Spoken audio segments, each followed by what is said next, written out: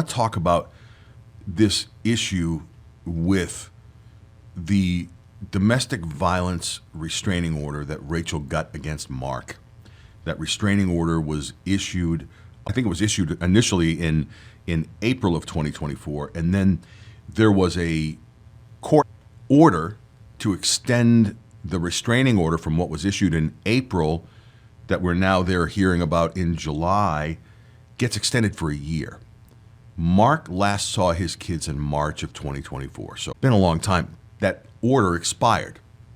Rachel filled out an order to extend that order of protection. She's actually asking for it to be permanent. And I want to go through this with you now because I think it's really important that you see some of the evidence that I have, including some of the things that are clearly fabricated. So I'm going to pull a couple of things up for you to look at. I want to go through this with you so you know what we're talking about. There's a process with court. This is on a court pleading. I had to redact some information here. But Rachel was requesting in this that she get a permanent renewal of that restraining order. She's essentially asking the court right here to make this permanent. She's a professional victim. This is the information that I think is important for you to understand. She's saying that respondent Mark and I are married and we share one adult child and 3 minor children. On April 15th, 2024, I filed my request for a restraining order based upon the respondent's violence towards our minor children, stalking, threats to hurt me, and harassment. And right here where you see that orange box, you'll see the court issued the temporary restraining order on April 15th of 2024, and it listed the protected parties, which are Rachel and her daughters. So I want to move to page 2 where she begins to bring up the reasons why she thinks she should have this thing extended. And really at this point, this was just presented to the court in, I think, July 17th is when it was sent to the court. So this is where it gets very interesting. She said that on July 31st of 2024, she received a text message that said, by the way, this is really important. Remember these words. Rachel says that the text said, I've been thinking about my how for a while now. I think I'll make it quick and let you die slow. I think I'll have it done, then I'll strip you naked because I know how much you hate to be naked, blah, blah, blah. I don't have to read the entire thing for you, but I think it's important that you understand the context here. What she goes on to say down here is that she believes that Mark sent the text message because he had used unknown numbers to text her in the past. And the language in the text messages is similar to past threats that he made to Rachel. And he's never received death threats from anybody other than Mark. She said, I believe that the respondent uses a new number for each message so that it's more difficult to trace the messages back to him. This is really, this is a great criminal mindset that she has, right? She thinks like a criminal. She said that a true and accurate copy of this text message, the one that says I've been thinking about my how and why for a while now, is Exhibit 2. Let me show you one quick thing here, which is the police report that has to do with the creation of that text message. This document you're going to see right now is a document that refers to a document from the Pinger Corporation. That Pinger Corporation, they own an app called Text Free. The Text Free app allows us to send text messages, but you can't receive calls on that. This police report, which the Paso Robles Police Department had subpoenaed from Pinger, said that the name listed on the account that sent this message to Rachel was just listed as iPhone. And then the date of this was on the 7th of August of 2024. The police in this message here talk about the fact that Rachel got a copy of that message not once, but twice in that instance. This is what Paso Robles PD had subpoenaed.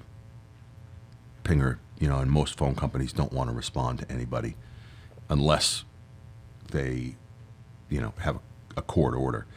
This account, you see where this little orange box is here. I'll pull up my little trusty telestrator, like football, right over here. This says that the account was created on 7/12 of 2024. Keep in mind that the hearing for Mark and Rachel on the extension of the restraining order was July 26. Rachel claimed to have gotten messages after that. And I talked with Mark, and I will share more with you on that in just a little bit. But I think seeing some of these things are important to the point that I'm getting at here tonight with all of you. This section right here, this has to do with why and how Rachel thinks these text messages came. It says from the highlighted section up top, it says, I believe that the respondent, Mark, sent it for the same reasons as described above. And also because of his references to me being his wife, his unwillingness to divorce, his knowledge of my boyfriend. And when I took the screenshot of this message, it reflected that I had received the message on Wednesday at 10:02 p.m. instead of the date. I'm unable to look at the date that I received it because I changed my phone number in August of 24. But I know that I received the message on July 31st or August 7th. Okay? That August 7th is important. And it's important because that's when one of those text-free numbers was set up, according to the Pinger report. The other thing that Rachel is talking about in the renewal for the restraining order to make it permanent is that she is essentially saying that Mark is using the court system, that's the first highlighted section up here, to harass her and maintain contact with her and exert control. The next section that's highlighted there says, most recently he filed a civil lawsuit against me for defamation, for intentional infliction of emotional distress, for fraudulent misrepresentation, and for interference with prospective economic advantage because I spoke about his domestic violence towards me on social media, where she said she was getting daily threats. She's not one to air her dirty laundry. She's, embarrassed by all this, but there's a story right now about betrayal that's out there. And that's something that she wanted to really get her arms around. And she went to social media to do that and gain sympathy from, whomever she could. By the way, the story of betrayal she was referring to is that this podcast, before it was out, on Apple or iHeart or Spotify or any of those places, I put the podcast out in slow.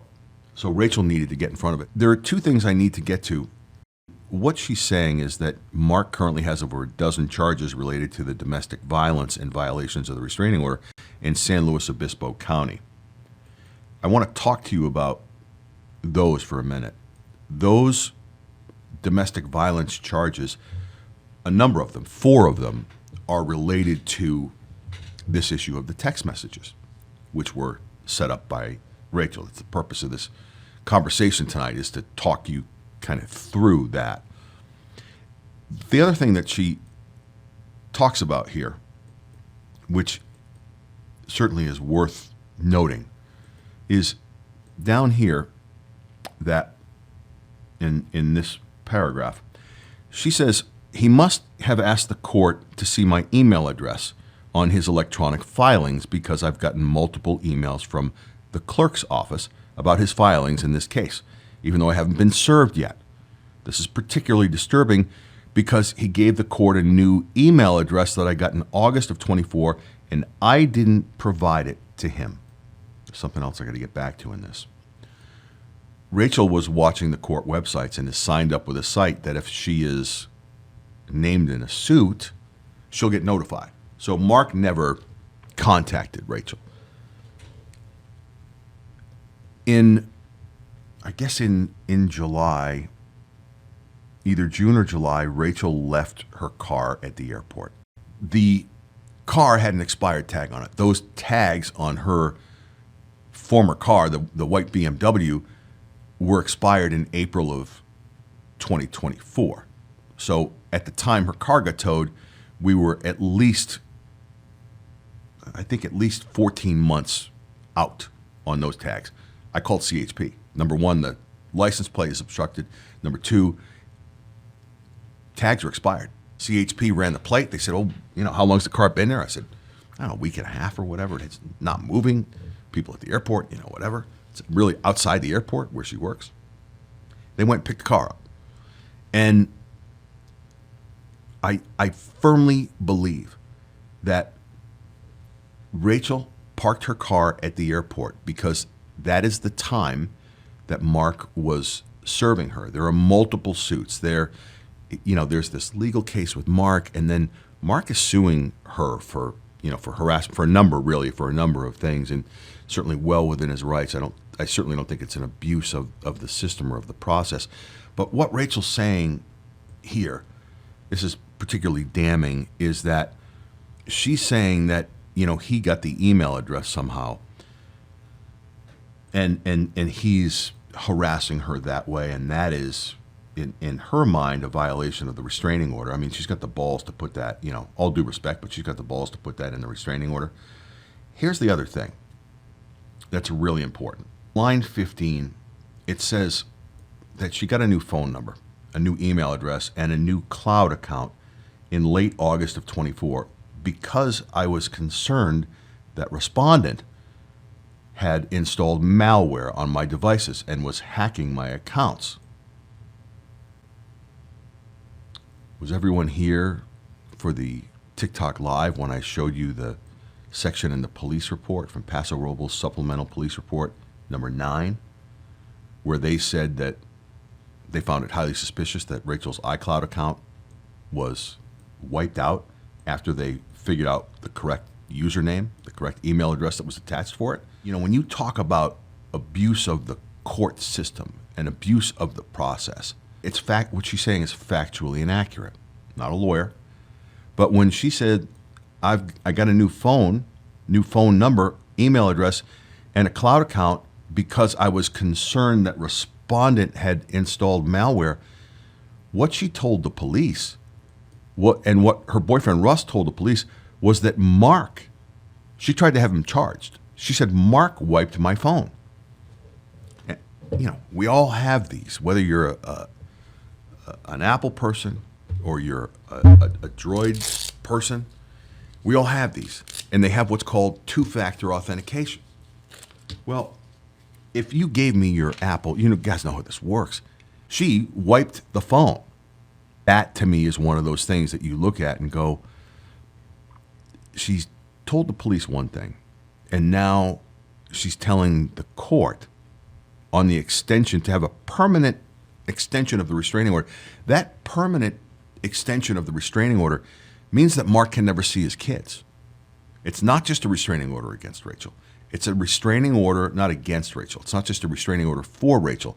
It's one for the children as well. There are 3 minor children in that home. Again, they haven't seen their dad for 15 months, 16 months, or something along those lines. When Rachel asked the police to investigate Mark, and she had filed the order regarding these threatening text messages, the police began to look into it at some point. Mark gets arrested in September of 2024, and then March of 2025, the police subpoena Pinger, and they get all this information. This is where they discover a couple of things. The highlighted sections here are very important. On July 31st, 2024, Rachel received a message that says, I've been thinking about my how and my why for a while, right? That's the message we talked about. The section in the middle where you see the red box, there are, let me do this for you here, where you see this bold and underlined sentence. There's a couple of words. There's the word painful, then won't, and then it says it's just going to happen when you're not expecting it. Okay? That's important because that's the second time her phone received that message. Rachel didn't show the police both messages. She showed them one. This came from that Pinger report I just showed you. Okay, so the police found that when they looked into her records. What this report goes on to say here is that this paragraph right here said, I noticed some slight difference between the two text messages, and I highlighted those differences above, all right? So that's Steve Boyette from the Paso Robles Police Department. And then in this paragraph here, he said, noticing the differences between the two texts, I reviewed the report in which this threatening message was received. And I saw that Officer Beal took a photograph of Rachel's phone. Rachel's phone only displayed the most recent message, ending with, "It's just going to happen," when you're not expecting it. The timestamp on her phone is 7/31/2024, 1851, which matches the records from Pinger.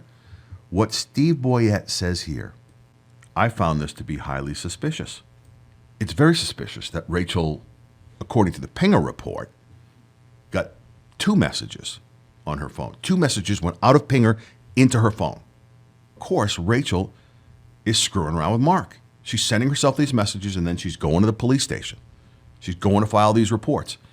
The other thing that's important about this is the date in question, the date of that text message, the one that says, "I've been thinking about my how and my why," is July 31st at 6:51 p.m.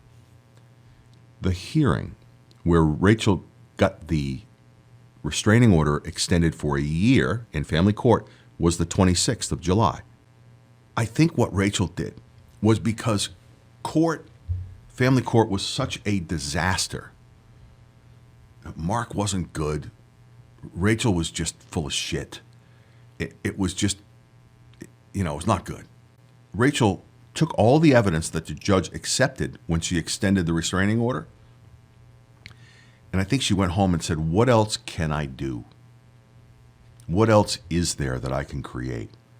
So this is now, 5 or 6 days after Rachel is granted the restraining order for a year. She's thinking to herself, I'm going to build a case so this guy goes to, not gets arrested and goes to jail and is locked up for some short period of time, but I'm going to send him to prison.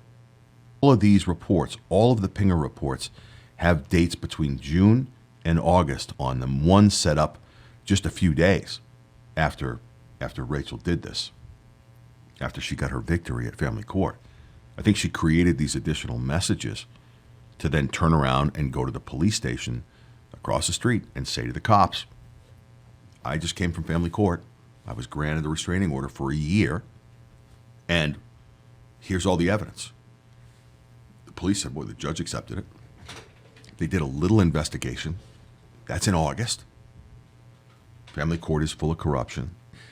Fabricated evidence and collected all that and then brought it over to the police station. Police do their investigation, not a great investigation, but they do an investigation. And then, a month later, Mark gets arrested, felony stop. If you guys were here and heard that interview with Mark, when they arrested him, it was a helicopter, right? Felony stop, cops in a helicopter. By the way, I need to make the guy that arrested Mark is Detective Boyette. Detective Boyette's name, keep in mind that was September. Detective Boyette's name is at the bottom of these reports. Boyette's signature ultimately is on these Pinger reports. So the guy that arrested Mark is now looking at Rachel. That's my point in this, right?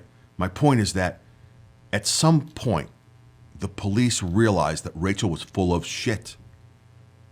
Full of shit. She's sending herself these messages. Mark still has an ankle bracelet on. He's got a hearing on Tuesday. I'm trying to figure out if I'm going on Tuesday. I have this awful feeling that because I've been running my mouth with these police reports, that the judge is going to issue some sort of gag order. That something is going to happen. Rachel didn't expect the Pinger report. Rachel did not expect, because she's a professional victim, Rachel didn't expect anyone to not believe her. How could you not believe me? This is what he did to me. I got a tape. We've talked about this. This is a fight between Mark and Rachel. It's only a minute. It's very telling. I want to set this up before I do it. This is probably why you're here, to hear Rachel boo-hoo and then to hear her say, take the kids. I have the entire tape. It will be the last episode of this podcast because it ends in such an unfucking believable way with Rachel. Just the pity party that Rachel is having in this conversation is just, I wanted to play the whole thing for you tonight. I mean, it's one of those things like, I got something I need to show you and I can't. I got a secret. I got something that's so good. Let me play it. For contextual purposes, there is an argument that takes place in the RV that Mark and Rachel own. It's parked in the driveway. Mark and Rachel are brawling. Rachel gets caught with Russ in December, on December 15th of 2024. She gets caught with her cancer scam with me on December 20th. And then she and Mark continue to try to work things out. Rachel and Mark are trying to work stuff out. Meanwhile, Rachel's been seeing Russ. And in this recording that you'll hear her talking about it, like lying and making excuses. Ashley, thank you for following. By the way, if you're not following me, please follow me. Please. And by the way, on YouTube, link in the bio. I know I'm stalling. Link in the bio. Please follow me on YouTube. We need subscribers, and there's great long-form stuff. Conversations like this on YouTube, so you don't have to wait for TikTok Live. Here's the conversation. Here's a minute. Why do they need to know that? Why wouldn't they? They're going to know anyway. Why? Because they're going to. Because you're going to tell them. I don't hide the truth from my kids. What he's saying is tell the kids. I'm telling them about Mike Cherry. I'm telling them about the other Mark. I'm telling them about your affairs. I'm telling them about everything. I'm being honest that you had affairs and that we're struggling because you were outside the marriage. She's pissed. She's pissed. I'm not going to do it. Okay? Dad, why did you and mom split up? Well, this is what happened, girls. This is what I found out, and this is why we're no longer together. So just take them, Mark, because they're never going to trust me again. They would if you came clean and told them the truth. Why wouldn't it matter? See, that's where you're wrong. Everybody in my life has turned their back on me. Nobody's turned your back on... Nobody. Everybody. Nobody. I haven't. Yes, you have. No, I have not turned my back on you. Her nonsense, her poor me is just truly pathetic. Listen to this again. And then I want to explain something to you about the restraining order and the timing of this recording. So just take them, Mark, because they're never going to trust me again. Rachel is saying to Mark, just take them. They're never going to trust me again because of what I've done to our family. Remember, Rachel got caught with 2 separate men, including the cancer scam, in 5 days, right? She's spiraling. And then she continues to see Russ, and she continues to try to keep her hook in my mouth. I got no one to blame but me. But I'm just saying, I'm not blaming her. I should have known. Let's pick that back up so you can hear it. And then I'll talk to you about the date, and I'll talk to you about the original restraining order. They're going to trust me again. They would if you came clean and told them the truth. Why wouldn't it matter? See, that's where you're wrong. Everybody in my life has turned their back on me. Nobody's turned your back on... Nobody. Everybody. Nobody. I haven't. Yes, you have. No, I have not turned my back on you. I didn't leave the house and say, hey, fuck you, deal with this shit on your own. I'm the one that's paying for you to go to counseling. I'm doing whatever I can to help you. I'm talking to you every day. But you just keep lying to me, and it wears on you after a while. There's a minute of that tape. The conversation was recorded in the RV that they own. It was recorded on March 30th of 2024. They have communication. I have 2.5 years of text messages that Mark gave me between he and Rachel. I've shared this with you. I couldn't look at those messages for like a year. And I helped, by the way, this tape, he gave it to me in March of 2024, or in April, actually, April 3rd of 2024. I didn't listen to it until this past April. I couldn't. I listened to a couple minutes of it, and it was so painful to hear her make excuses and lie. I couldn't listen to it. So at around the same time, I listened to that tape, and then I go through all the text messages, 2 years of text messages, 2.5 years of text messages. I can see stuff by date. And the thing about me is I have a trap for a mind. So I can tell you unequivocally what things happened on what dates. For better or worse, I'm just like that. So I went through some of those text messages. And, I've got a friend who said, listen, why don't you give me the documents and I'll put them both together in a timeline and you can. And I thought, I'll jump out a fucking window. Like, I don't need to do that to myself. Like, I don't want to know that on June 5th when she told me that she was having a heart attack and displaying signs of a stroke, that she was really up in Tracy, California with her daughter at a softball practice. Like, I can't do it. But think about this for a minute. And this is why we're no longer together. So just take them, Mark, because they're never going to trust me again. Just take them, Mark. They're never going to trust me again. March 30th. The restraining order.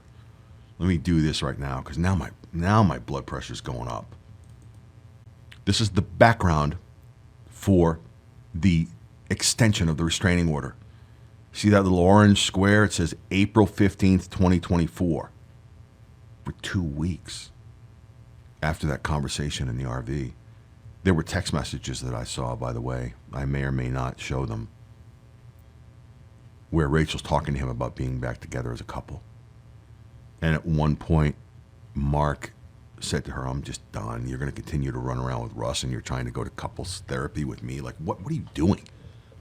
Mark basically says, get lost. I'm done. I'm out. I bounce.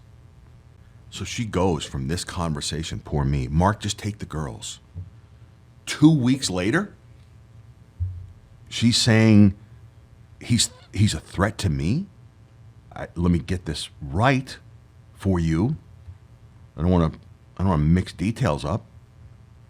The details are important.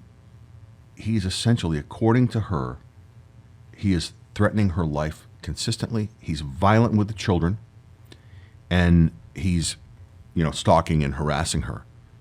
But there she is in the RV crying. She does that. They exchange messages about couples counseling. I'm sure I'm going to have to show those messages. And she is asking for him to stay, and he said no. So what does she do? I got to go. During that message, by the way, she said, where am I going to go? I've got nowhere to go. Well, you'll go with Russ. No, he doesn't want me like that. He doesn't want me.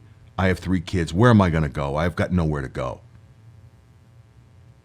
Goes to a guy who's got a couple bucks in his pocket, who's going to take a woman and her 3 kids.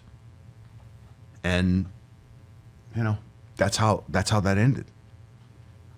The tape is inadmissible in court because California is a 2-party state. So in a sense, I am risking myself by airing the tape here. I'm going to put it on YouTube. It's going to be over my dead body, will it not? It's going to be the last episode of the podcast. I think it's fitting that it ends that way, and it ends with a bang.